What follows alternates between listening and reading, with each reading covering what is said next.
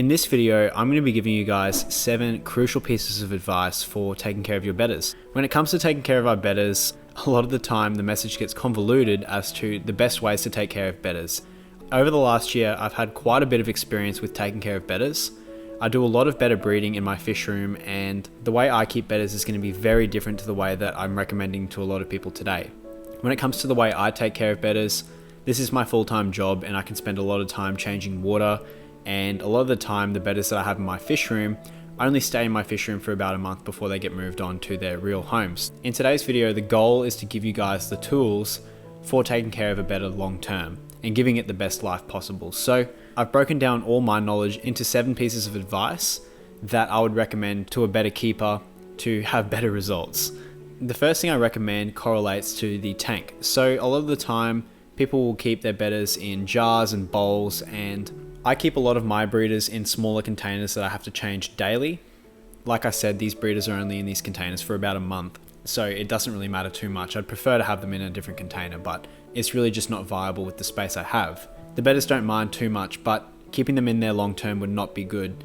And what I'd recommend to a lot of people who want to keep these bettas as their sole pet in their room or something like that is that you need at least 5 gallons of space for these bettas to really thrive.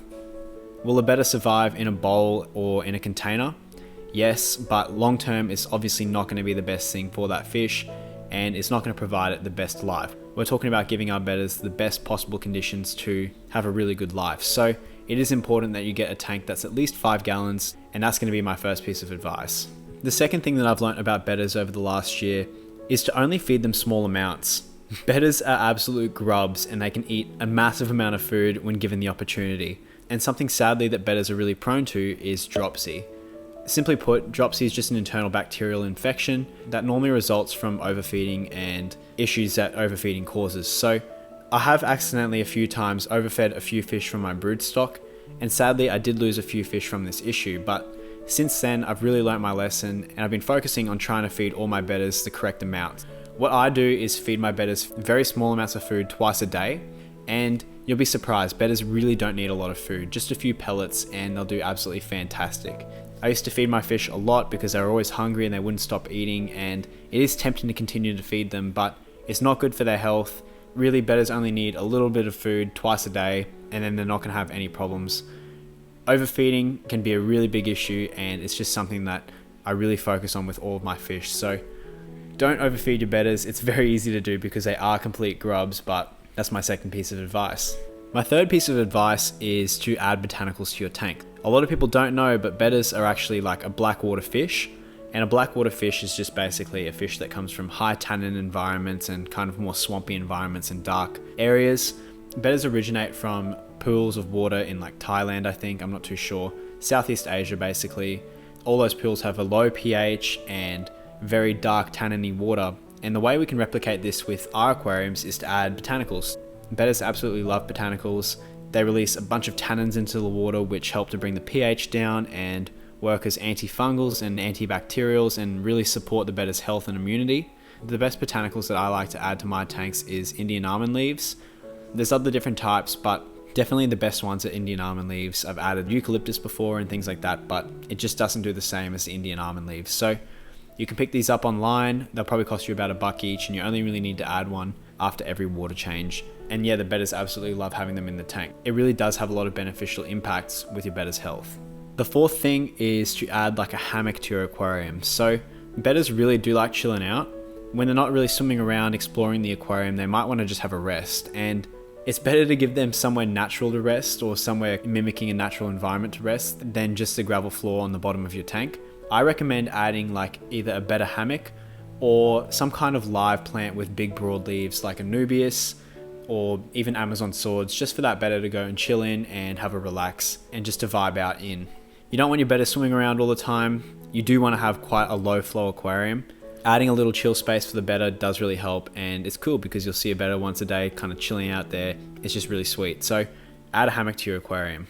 The fifth thing that I've learned about bettas is that they are actually a really good community fish, and while we call them fighting fish and they get the reputation of being aggressive, this is really only towards other bettas. So you can't keep 2 bettas together.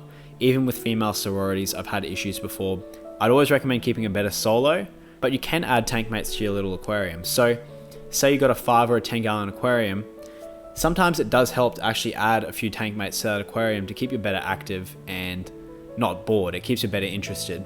I'd recommend adding a few nano fish to that tank just to liven up the tank a little bit, and it will improve your Betta's happiness and activity within the tanks. Some really good species would be just like some micro rasboras, some celestial pearl danios, even some neon tetras would be alright. Things like that. Do your own research on it though, and have a look around at some little microfish that you can keep with your Bettas. It could be a great way to just spice up the tank and make it a little bit more interesting, and also help improve your Betta's activity and mood in the aquarium. Tip number 6 is going to be regarding the heat of Bettas. So people keep these fish in relatively cool environments because, well, they can handle it. In my opinion, it's not the best to keep Bettas in cool aquariums because firstly, it impacts their immunity. They're going to be more susceptible to diseases, and it's not really good for their metabolism and overall just their health to keep them in cooler water of like 72 degrees or 22 to 23 degrees Celsius. I always bump up my Bettas to at least 26 to 27 degrees Celsius or 80 to 82 degrees Fahrenheit. In my opinion, this is the best temperature to keep all your Bettas at. It helps their digestion, it helps with their immunity, and it just keeps the Betta happy. It's the natural environment's temperature, and while they can have cooler water, I just never recommend it. Always add a heater to your aquarium and keep it around that temperature to keep your Betta really happy. Finally, tip number 7 is going to be really important, like probably the most important thing on this list, and this is going to be to add a lid to your aquarium. So a lot of people keep their aquariums without lids, or they leave the lid open, and Bettas are jumpers.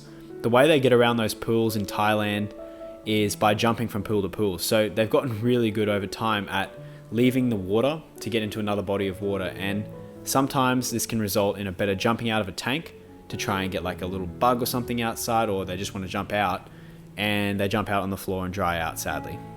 So it's really important to always make sure you got a lid on the tank, and to make sure that if you don't have a lid, you get something, because otherwise the Betta will just inevitably jump out, especially if you're keeping it really healthy and happy. It's going to have a lot of energy and it will try jumping out. So adding a lid to your tank is so important. I don't want people to lose their fish stupid ways. It really sucks losing a Betta to it jumping out. That's my final tip, and I guess like a little bonus tip like I was talking about before would be to make sure that your aquarium's not got like very high flow.